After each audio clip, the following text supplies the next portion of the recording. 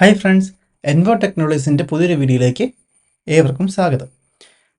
നമ്മൾ ഇന്ന് നോക്കുന്നത് ആൻഡ്രോയിഡ് സ്റ്റുഡിയോയിൽ നിന്ന് എങ്ങനെ ഫയർബേസിലേക്ക് ഓട്ടോമാറ്റിക്കലി കണക്ട് ചെയ്യുക.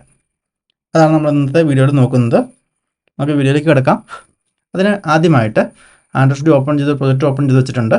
ദെൻ നിങ്ങൾക്ക് എൻ്റെ ടോപ്പ് പോർഷനിൽ ടൂൾസ് എന്ന് പറയുന്നൊരു ഓപ്ഷൻ കാണാൻ വേണ്ടി സാധിക്കും. ടൂൾസ് അത് ക്ലിക്ക് ചെയ്ത് കഴിഞ്ഞാൽ ഏറ്റവും താഴെയായിട്ട് ഫയർബേസ് എന്നൊരു ഓപ്ഷൻ കാണാൻ വേണ്ടി സാധിക്കും. ടൂൾസിൽ ഫയർബേസ് ക്ലിക്ക് ചെയ്യാം.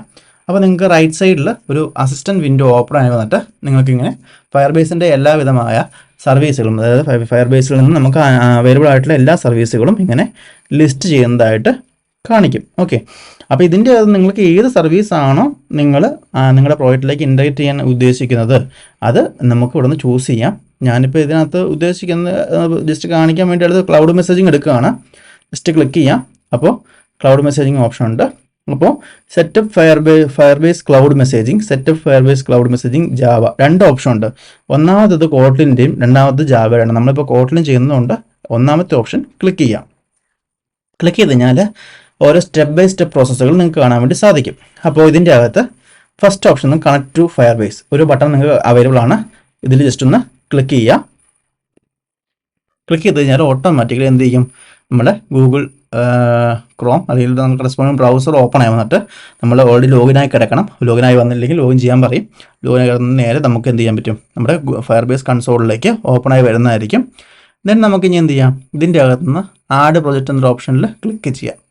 അത് ഫ്രഷ് ആയിട്ട് നമ്മൾ ചെയ്യാൻ പോവാണല്ലോ. സോ നമ്മുടെ പ്രൊജക്റ്റ് എന്താണോ ആ പേര് ഓട്ടോമാറ്റിക്കലി ഇവിടെ വരും. ഓക്കെ, അപ്പോൾ ഇതിൻ്റെ അതിപ്പോൾ കാണിച്ചേക്കുന്നത് മാക്സിമം നമ്പർ ഓഫ് പ്രൊജക്റ്റിൻ്റെ ലിമിറ്റ് നിങ്ങൾ റീച്ച് ആയി എന്നാണ് കാണിച്ചേക്കുന്നത്. സോ എനിക്കിത് ഇതിൻ്റെ അകത്ത് കാണിച്ചു തരാൻ വേണ്ടി പറ്റത്തില്ല. ഓക്കെ, അപ്പോൾ ജസ്റ്റ് ഞാൻ എന്ത് ചെയ്യുകയാണ്, ഇതിൻ്റെ അകത്ത് ഞാൻ ഒരു അക്കൗണ്ട് ഒന്ന് ചേഞ്ച് ചെയ്യുകയാണ്. അക്കൗണ്ട് ചേഞ്ച് ചെയ്തിട്ട് നമുക്ക് നോക്കാം. ആഡ് പ്രോജക്റ്റ് ക്ലിക്ക് ചെയ്യാം. അപ്പോൾ ഓട്ടോമാറ്റിക്കലി എന്ത് സംഭവിച്ചു, നമ്മുടെ പ്രോജക്റ്റിൻ്റെ പേര്, എൻ്റെ പ്രോജക്റ്റിൻ്റെ പേര് കോട്ട്ലിൻ ട്യൂട്ടോറിയൽസ് എന്നായിരുന്നു. ആ സെയിം പേര് ഇവിടെ വന്നിട്ടുണ്ട്. ദെൻ കണ്ടിന്യൂ ക്ലിക്ക് ചെയ്യാം. ദെൻ കണ്ടിന്യൂ അടിക്കുക. ഇത് പ്രത്യേകിച്ചൊന്നുമില്ല, ഇത് ജസ്റ്റ് ഡിഫോൾട്ട് അക്കൗണ്ട് അതിന് ചൂസ് ചെയ്ത് കൊടുക്കുക, ക്രിയേറ്റ് പ്രൊജക്റ്റ് ചെയ്യുക. അപ്പോൾ നമുക്കിപ്പോൾ ഒരു പ്രൊജക്റ്റ് അവർ നമ്മുടെ ആൻഡ്രോയിഡ് സ്റ്റുഡിയോയിലുള്ള പ്രോജക്റ്റിൻ്റെ പേരിൻ്റെ അതേ പേര് തന്നെ ഫയർബേസിൽ ഇപ്പോൾ ഒരു പ്രൊജക്റ്റ് ക്രിയേറ്റ് ആയി വരും. വെയിറ്റ് ചെയ്യാം.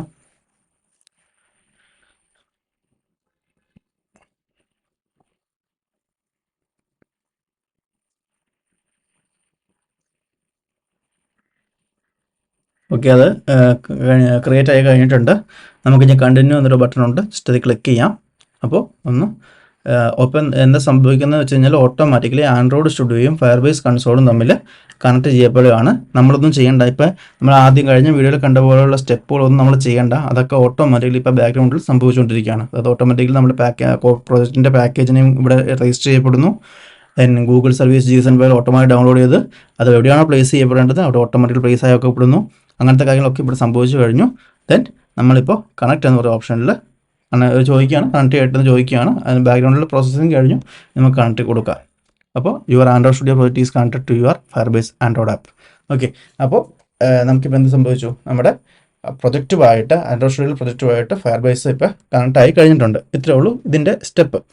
തിരിച്ചു വരിക. ഇനി ഇതിൻ്റെ അകത്ത് ഇത്ര കണക്ഷൻ്റെ കാര്യങ്ങൾ ഇത്രയേ ഉള്ളൂ. ഇന്ന് നമുക്കിന്ന് എന്താ ചെയ്യേണ്ടത്, നമ്മുടെ പുഷ് നോട്ടിഫിക്കേഷൻ നമ്മൾ ചെയ്യാൻ ഉദ്ദേശിക്കുന്നതുകൊണ്ട് just add FCM your app എന്ന് ക്ലിക്ക് ചെയ്ത് കഴിഞ്ഞാൽ അതിൻ്റെ കറസ്പോണ്ട് ഡിപ്പെൻഡൻസി ഓട്ടോമാറ്റിക്കലി ഇതിൻ്റെ അകത്തേക്ക് ആഡ് ആവും. ഇനി ഇതിൻ്റെ ബാക്കി സ്റ്റെപ്പുകൾ നോക്കിയിട്ട് ചെയ്യേണ്ടതാണ്. ഇതിൻ്റെ FCMൻ്റെ വീഡിയോ ഒക്കെ നമ്മൾ വേറെ ചെയ്യുന്നതാണ്. ഇപ്പോൾ ജസ്റ്റ് നമുക്ക് സ്റ്റുഡിയോയിൽ നിന്ന് എങ്ങനെ ഫയർബേസിലേക്ക് നേരിട്ട് കണക്ട് ചെയ്യുക എന്നുള്ള വീഡിയോ ആണ് ഇന്ന് നമ്മൾ ചെയ്തത്. വീഡിയോ ഇഷ്ടമായാൽ ലൈക്ക് ചെയ്യുക, ഷെയർ ചെയ്യുക. ചാനൽ സബ്സ്ക്രൈബ് ചെയ്തിട്ടില്ലെങ്കിൽ സബ്സ്ക്രൈബ് ചെയ്യുക. വീണ്ടും മറ്റൊരു വീഡിയോയിൽ കാണാം. ബൈ.